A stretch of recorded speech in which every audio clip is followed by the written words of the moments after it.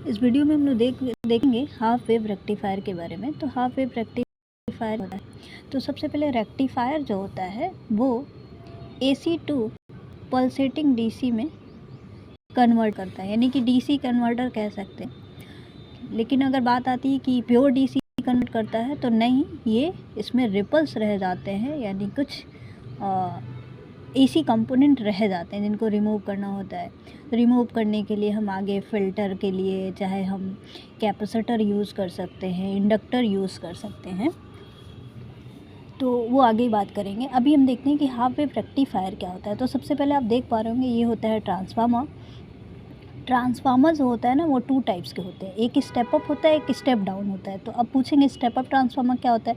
तो step up का मतलब ये है कि अगर ये 10 वोल्ट है, हमको 20 वोल्ट बढ़ाना है तो स्टेप अप हो गया, ठीक है। स्टेप डाउन का मतलब हो गया है कि ये 20 वोल्ट है, हमको 10 वोल्ट चाहिए, तो हम स्टेप डाउन ट्रांसफार्मर यूज़ करेंगे। ये मैंने एग्जांपल लिया है। सपोज तो जो आपकी सप्लाई यहाँ पे दी गई है वो 230 भी हो सकती है, 240 भी, 220 भी हो सकती है। तो AC सप्लाई यहाँ पे ज़्यादा है, लेकिन यहाँ पे वाइंडिंग देखेंगे तो वाइंडिंग ज़्यादा है। नंबर ऑफ़ ये बीच में जो ये लाइन दिख रही है आपको, इसको कोर कहते हैं, और ये है सेकेंडरी वाइंडिंग। तो इसमें नंबर ऑफ़ टर्न्स कम है, यानी कि ज़्यादा से कम की तरफ हम, इसलिए हम कौन सा ट्रांसफार्मर यूज़ कर रहे हैं, स्टेप डाउन। तो यहाँ पे हम चाहे 9 वोल्ट ले रहे हों, 12 वोल्ट ले रहे हों, तो यहाँ पे स्टेप डाउन हो रहा है। यहाँ पे कितना था, 220 या 230 वोल्ट था, कौन सा, AC। यहाँ भी AC ही हो रहा है, लेकिन स्टेप डाउन होकर के मिल रहा है। स्टेप डाउन यहाँ पे हो गया। अब यहाँ पे 9 वोल्ट आ गया, मान लीजिए हमारे पास 9 वोल्ट स्टेप डाउन होकर के यहाँ पे आ गया।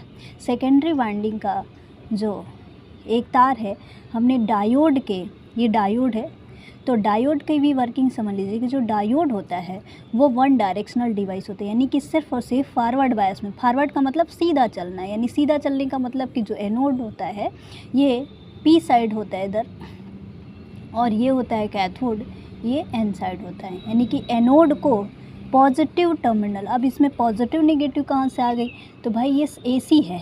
AC का जो बिहेवियर है ना, अल्टरनेट करंट का है।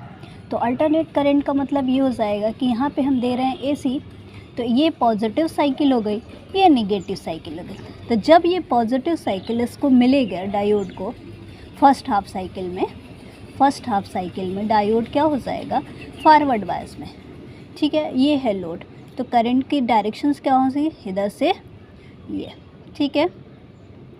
तो लोड के ज़रिए, तो यहाँ पे क्या हो गया, डायोड इस समय एक्टिव हो गया, यानी कि फॉरवर्ड बायस में हो गया।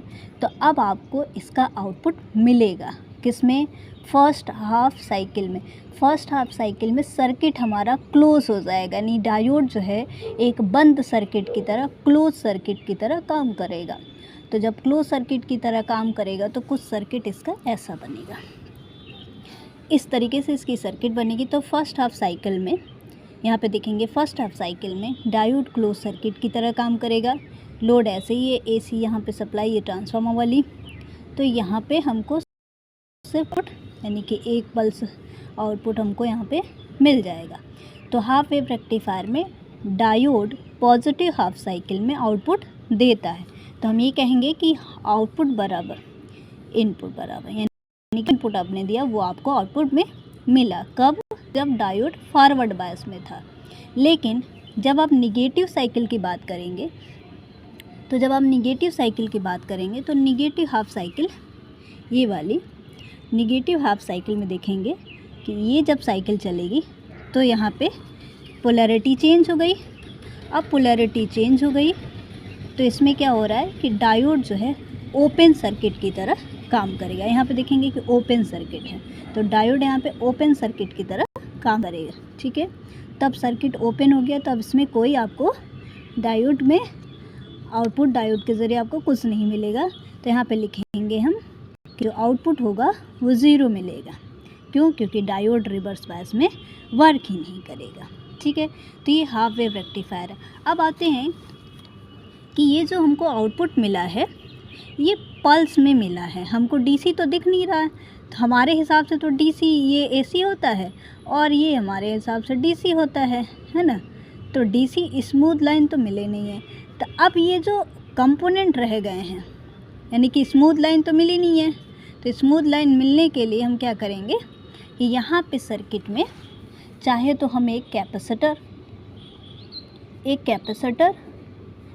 ठीक है, या एक इंडक्टर भी जोड़ सकते हैं आगे। तो हमको क्या मिलने लगेगा, एक स्मूथ डीसी, इसको हम फ़िल्टर के नाम से जानते हैं। तो वो हम लोग आगे जिक्र करेंगे। अब होता क्या है भैया, रिपल्स क्या होते हैं, तो रिपल्स वही रिपल्स है जो ये रह गए हैं स्मूथ लाइन की जगह, ये पल्स जैसे रह गए, इसी को हम रिपल्स बोलते हैं, यानी कि एसी कंपोनेंट एरर रह गए। स्मूथ डीसी के लिए हमको क्या करना होगा, फ़िल्टर यूज़ करना पड़ेगा, जो कि इंडक्टर या कैपेसिटर को हम यूज़ कर सकते हैं।